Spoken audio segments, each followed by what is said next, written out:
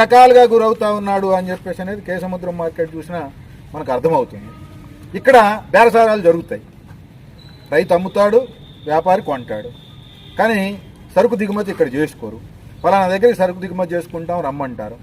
అక్కడికి పోయిన తర్వాత సగం సరుకు దిగుమతి చేసుకొని నీ పత్తిలో తేమ తక్కువ ఉంది, తేమ ఎక్కువ ఉంది, లేకపోతే గుడ్డి పత్తి ఉంది, పింజ సరిగా రావడం లేదు, సరిగా దీనికి మేము అన్న పద్ధతుల్లో మాకు విలువ వచ్చే అవకాశం లేదు కాబట్టి నీకు తగ్గించేస్తున్నాము అని ఒక రైతు ఒక ట్రాక్టర్లో 25 క్వింటాలో 20 క్వింటాలో 30 క్వింటాలో వేసుకొని పోతే ఇక్కడ నిర్ణయించినటువంటి ధర కంటే 300 400 అక్కడికి పోయిన తర్వాత వ్యాపారి కోత పెడతా ఉన్నాడు.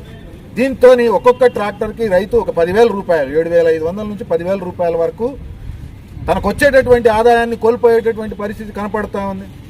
ఆ మార్కెట్ అంటేనే లావాదేవీలు జరిగేటటువంటి కేంద్రం. ఇక్కడ కొనుగోలు చేశారు అని అంటే